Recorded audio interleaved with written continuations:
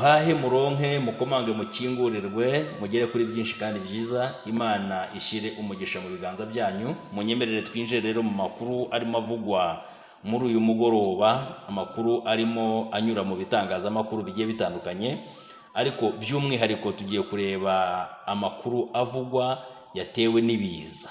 Tugiye kurebera amakuru arimo avugwa mu mujyi wa Kigali.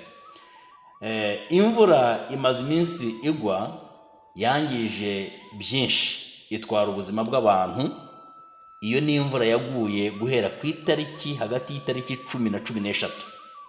Iyi ni imvura yaguye ari imvura nyinshi cyane, itwara ubuzima bw'abantu babiri, ihitana amazu y'abantu, inzu zikagwira izindi, ibikuta bikagwira izindi nzu, ku buryo habaye ikibazo gikomeye, hasenyuka amazu agera kuri 27.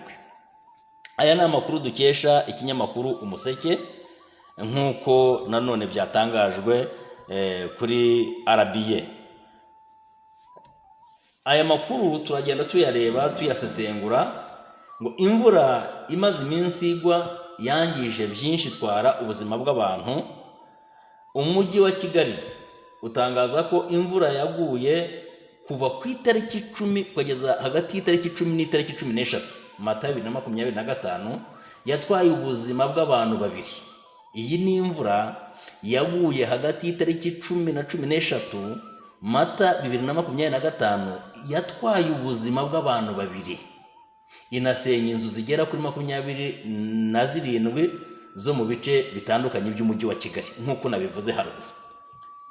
Ikigo cy'igihugu gishinzwe ubumenyi bw'ikirere Meteo Rwanda giheruka gutangariza abanyarwanda ko hateganyijwe imvura idasanzwe hirya no hino mu gihugu.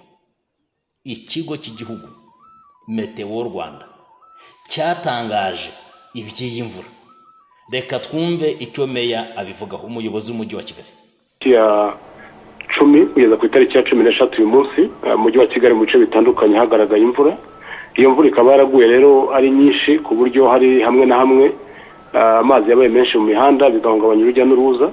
Ariko twabonye na raporo hirya no hino mu mirenge hari amazu yagizweho ingaruka. Kugeza ubu tumaze kubona amazu 27 mu karere ka Nyarugenge harimo amazu 8, mu karere ka Kicukiro twabonye amazu 12, naho mu karere ka Gasabo hari amazu 7. Akaba ari amazu mu by'ukuri nk'uko utazagwaga zikaba nko kuri toilette cyangwa se ku gikoni, ariko n'amazu nk'7 yangiritseho ibice. Kugeza ubu rero nk'uko mwari mubivuze, iyi mvura bigaragara ko ubutumwa bwagiye butangwa, abaturage babwitabiriye ku buryo twagize impfu 2. Hari umuntu watwawe n'amazi ari umuvu, kuko hari igihe barimo imbaraga nyinshi bikaba byatuma atwara abantu. Uyu munsi rero ho twabonye imvura yaguye yabaye nyinshi cyane hirya no hino. Twabonye na aho kubasha kugenda mu mihanda byagoranye. Twavuga nko mu Gatenga mu karere ka Kicukiro, muri Nyarugenge ahitwa Kimisagara kuri Cafe do Nyakabanda naho hagaragara amazi menshi mu muhanda, yatumye mu minota mikeya imodoka zashobora gukomeza. Ndetse no muri Nyarugenge ahazwi nko ku Kinamba kuri Poiru, ahantu hari iki kiraro cy'umuhanda wambukiranya undi, naho habaye amazi yatumye imodoka zitagenda. Ariko ubu hose ni nyabagendwa.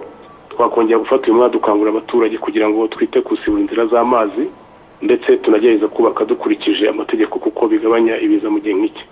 Akomeza kugenda bivuga, icyo gihe Meteo Rwanda yatangaje ko kuva mu ijoro ryo kuwa 11 kugeza tariki ya 13 Mata 2025 mu Rwanda hateganyijwe imvura nyinshi cyane mu mujyi wa Kigali, mu ntara y'Amajyaruguru n'iy'Uburengerazuba, ndetse no mu turere twa Nyamagabe, Nyaruguru. Imvura iteganyijwe ku munsi izaba iri hagati ya milimetero.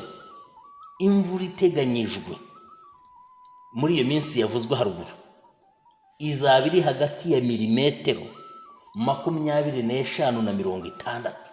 Aya azaba ari amazi menshi cyane, nk'uko mukomeje kugenda mubibona ku mafoto.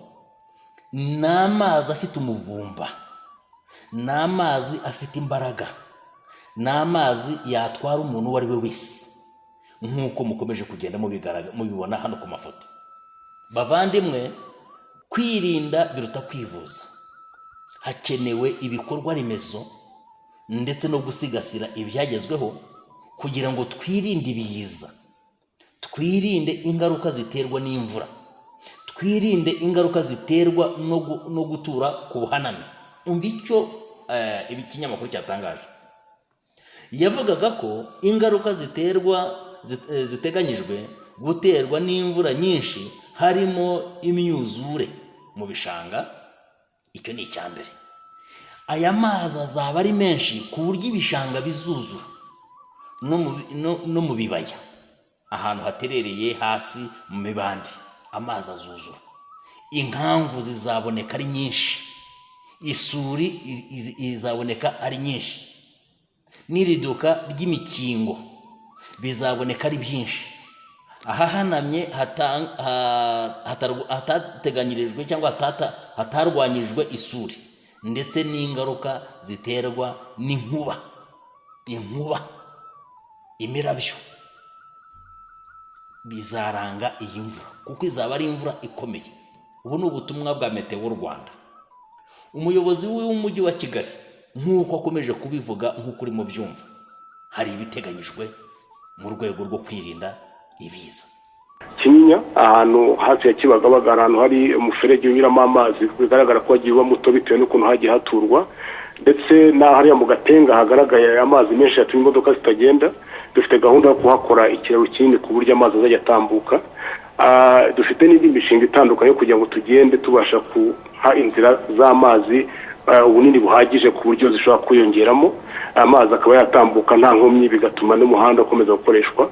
Gusa ibi byonyine ntibyaba bihagije, tugakomeza no gukangurira abaturage mu by'ukuri gushyiraho ingamba zo gufata amazi, ariko no kuyobora amazi akagera mu miferege. Umuyobozi w'umujyi wa Kigali Dusengiyumva Samuel yatangaje ko mu minsi 3 y'imvura imazigwa yashenye inzu zitandukanye, ariko anasaba abantu gukomeza gufata ingamba zo kwirinda imvura, kwirinda isuri, kwirinda kujya kureka mu mvura, kwirinda kuragira ku misozi imvura irimo kugwa, kwirinda ibibazo, kwirinda kugama ahantu ubona hashyira ubuzima bwawe mu manegeka, nk'uko yakomeje kugenda abivuga kuri RBA. Ati nk'uko byari byatangajwe na Meteo Rwanda, kuva tariki ya 10 kugeza tariki ya 13 mu mujyi wa Kigali no mu duce dutandukanye hagaragaye imvura. Iyo mvura ikaba yaraguye ari nyinshi ku buryo hari hamwe na hamwe amazi yabaye menshi mu mihanda, igabanya urujya n'uruza. Urabibona ko hano imodoka zananiwe gutambuka, imodoka no ntabwo zigenda, habaye kugabanuka ku rujya n'uruza bitewe n'imvura idasanzwe. Kandi twabonye na raporo hirya no hino mu mirenge, amazu yagezweho n'ingaruka mu mirenge itandukanye mu mujyi wa Kigali.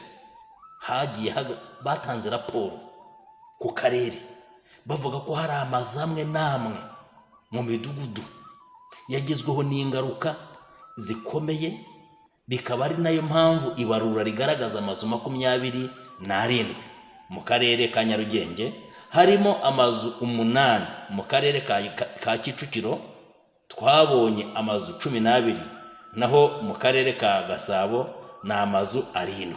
Akaba ari amazu mu by'ukuri inkuta zagwiriye izindi nzu,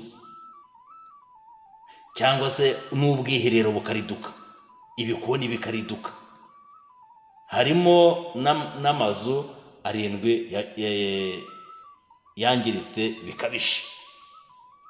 Aya ni amakuru turimo dukesha ikinyamakuru Umuseke ndetse na meya ubwe, aho yatangaje amakuru ayatangaza kuri RBA. Meya w'umujyi wa Kigali yasabye abantu gukomeza kwitwararika, ndetse n'abantu bashobora kuba bagituye ahantu hashyira ubuzima bwabo mu manegeka ko bakimuka.